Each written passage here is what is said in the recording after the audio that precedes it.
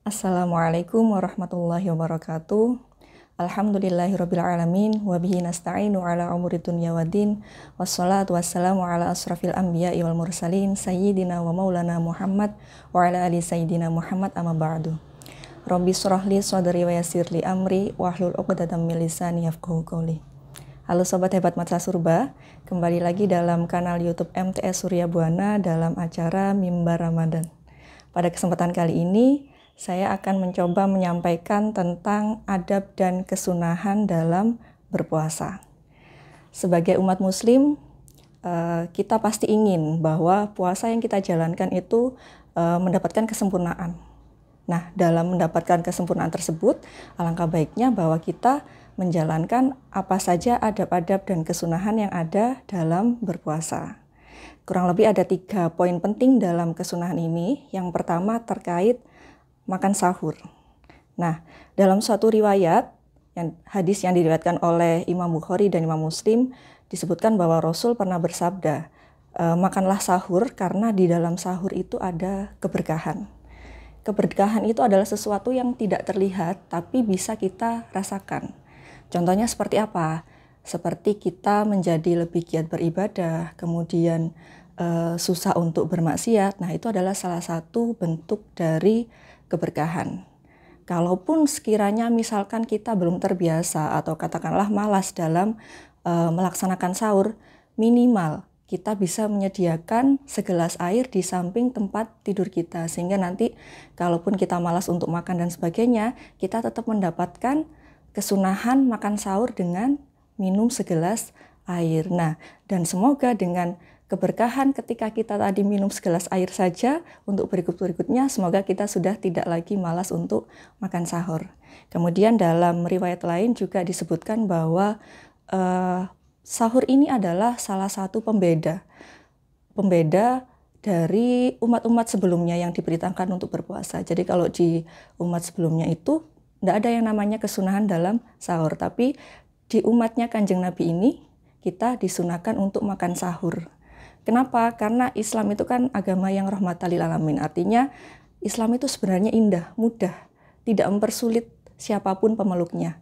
Nah, karena memang yang namanya makan dan minum adalah hajat orang, hajatnya manusia, kebutuhan manusia, makanya agar manusia itu tidak tidak memaksakan diri dalam menjalankan ibadah, makanya sampai dijadikan kesunahan makan sahur ini agar tubuh kita tetap mendapatkan nutrisi dan kuat ketika menjalankan kewajiban kita untuk berpuasa.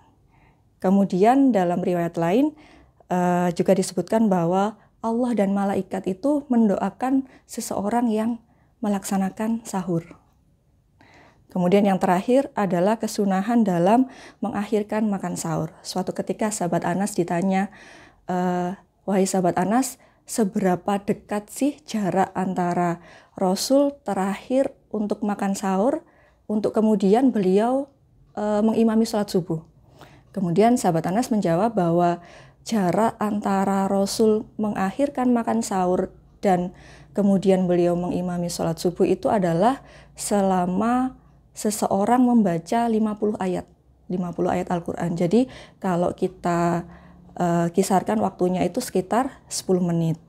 Nah, kemudian sebenarnya di lingkungan kita, di Indonesia sendiri sudah ada sesuatu yang istilahnya kebiasaan yang baik.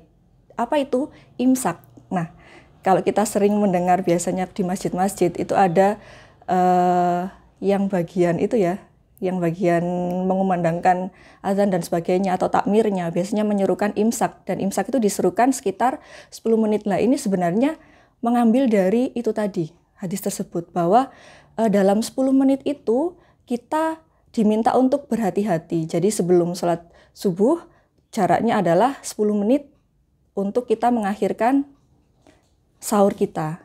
Nah, yang perlu difahami juga bahwa imsak dalam istilah fikih dan imsak yang ada di negara kita itu adalah 2 hal yang berbeda. Kalau di fikih, imsak itu adalah waktu di mana kita mulai puasa, yaitu mulai terbitnya fajar atau tepatnya ketika masuk waktu subuh.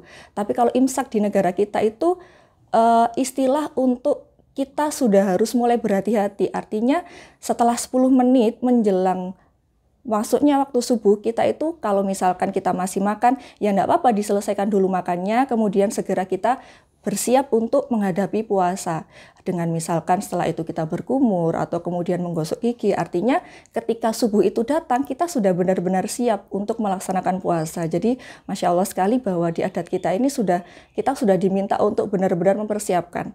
Akan repot kalau misalkan pas kita enak-enak makan ternyata tiba-tiba sudah subuh. Nah, sedangkan kalau sudah masuk subuh kita sudah tidak boleh sama sekali yang namanya makan dan minum. Seperti itu. Kemudian yang kedua, menyegerakan berbuka. Nah, kita diminta untuk membatalkan puasa atau berbuka itu ketika matahari sudah mulai terbenam. Nah, kalau dalam istilahnya itu takjil itu artinya menyegerakan berbuka. Ya meskipun kalau di lingkungan kita takjil itu adalah istilah makanan yang biasanya kita gunakan untuk membatalkan puasa seperti itu ya.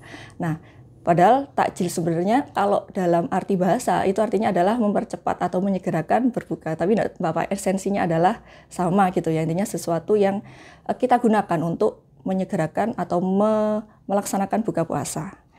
Nah, disunahkan sebelum kita melaksanakan sholat maghrib, kita harus membatalkan puasa dulu. Bukan berarti kita harus makan makanan berat, langsung makan malam misalnya, bukan ya. Tapi sekedar untuk membatalkan puasa kita. Jadi tidak langsung ketika misalnya azan maghrib, terus kita langsung mengambil wudhu dan melaksanakan sholat maghrib. Justru malah disunahkan untuk kita membatalkan puasa terlebih dahulu, entah mungkin dengan sekedarnya baru kita melaksanakan sholat maghrib. Nah, kemudian ada juga kesunahan-kesunahan yang dicontohkan oleh Nabi.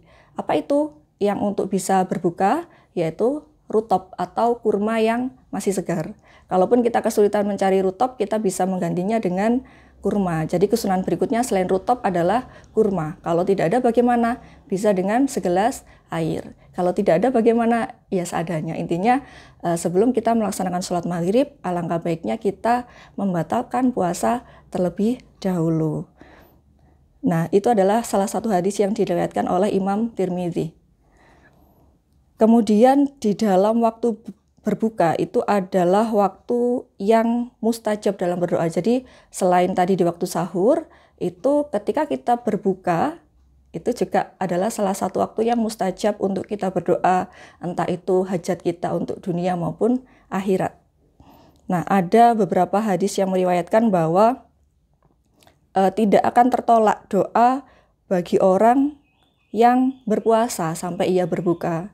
Kemudian doa yang dilantunkan oleh seorang imam yang bersikap adil dalam ia memimpin, dan kemudian orang-orang yang teraniaya. Dan dalam riwayat lain juga disebutkan bahwa tidak tertolak pula doa oleh orang tua kepada anaknya. Kemudian orang yang berpuasa dan orang yang bepergian jauh. Kemudian dalam berbuka puasa, Rasul juga menyontohkan bacaan yang dibaca oleh Rasul, yaitu apa? Zahabat tuma'u wa batalatil uruqu wa sabatal ajru insyaallah, yang artinya telah hilang dahaga, urat telah basah, diraih pahala insyaallah. Dan hadis tersebut diriwayatkan oleh Abu Daud. Nah, tapi di lingkungan kita ada juga doa familiar lain-lain ya.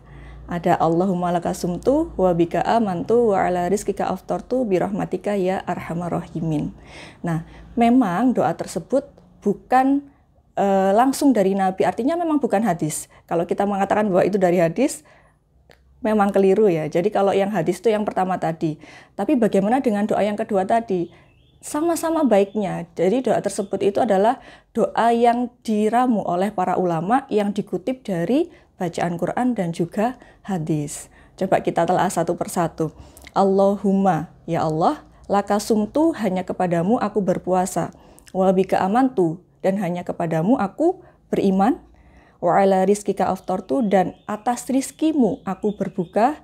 Birahmatika ya arhamar rahimin, dan dengan rahmatmu aku bisa melaksanakan puasa ini, wahai Allah yang maha kasih. Nah, jadi kata-kata hanya untukmu aku berpuasa dan kepadamu aku beriman itu sebenarnya diambil dari hadis yang diriwayatkan oleh Abu Hurairah, yaitu man shoma ramadhana imanan wahtisaban. Nah, di sana disebutkan barang siapa yang berpuasa karena iman. Nah, maka dari itu dalam doa yang tadi diselipkan bahwa hanya untukmu aku berpuasa dan hanya kepadamu aku beriman. Kemudian dalam doa tadi juga ada, dan atas rizkimu aku berbuka. Nah, di sini kan dalam Al-Quran sudah banyak ya. Salah satunya adalah surat An-Nahl ayat 114, di mana kita itu diminta untuk makan makanan yang halal atas rizki yang sudah diberikan oleh Allah. Kemudian dengan rahmatmu aku bisa begini, wahai zat yang maha kasih. Nah, itu dikutip dari surat Al-A'raf ayat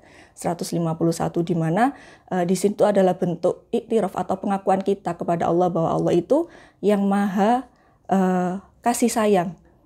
Karena segala sesuatu, apapun yang kita lakukan itu tidak lain dan tidak bukan adalah ya karena izinnya Allah. Kita pun mampu puasa Ramadan itu juga atas izin dari Allah. Jadi pada intinya doa yang itu juga sama-sama baiknya. Sama baiknya karena tadi sudah disebutkan bahwa ketika kita berpuasa, ketika kita berbuka itu adalah salah satu waktu yang mustajab untuk berdoa. Jadi kalau misalkan pakai yang pertama juga boleh, yang kedua juga boleh, keduanya juga boleh, gitu ya. Kemudian ada kesunahan yang ketiga, yaitu menambahkan macam-macam ketaatan. Jadi yang pertama tadi kalau kita sekarang sudah berpuasa, kemudian ketaatan berikutnya adalah kita sedekah. Sedekah misalkan dengan memberi makan orang yang berpuasa ketika mereka berbuka, seperti itu salah satu contohnya. Kemudian mengunjungi orang yang sakit, dan terakhir mengiring jenazah. Jadi suatu ketika itu Rasul pernah berbincang dengan sahabat. Kemudian Rasul bertanya, wahai sahabat, siapa di antara kalian yang berpuasa? Kemudian dijawab oleh Abu Bakar, saya ya Rasul. Kemudian Rasul bertanya lagi, siapa yang hari ini bersedekah? Kemudian Abu Bakar menjawab lagi, saya ya Rasul. Kemudian berikutnya, siapa yang hari ini tadi mengunjungi orang sakit? Abu Bakar menjawab lagi, saya ya Rasul. Kemudian yang terakhir, Nabi bertanya, siapa yang hari ini mengiringi jenazah? Dan dijawab lagi oleh Abu Bakar, saya ya Rasul. Kemudian Rasul menjawab, barang siapa yang melakukan 4 amalan tadi, tidak lain dan tidak bukan, dia akan dimasukkan ke dalam surganya Allah. Nah, demikian yang bisa saya sampaikan, semoga bermanfaat, semoga kita bisa meraih keutamaan sehingga kita bisa mendapatkan pahala yang sempurna dalam puasa kita dengan menjalankan kesunahan tadi. Kurang lebihnya mohon maaf, terima kasih atas perhatiannya. Ihdinas siratal mustaqim, subhana rabbika rabbil izzati amma yasifun, wassalamun alal mursalin, walhamdulillahi rabbil alamin. Assalamualaikum warahmatullahi wabarakatuh.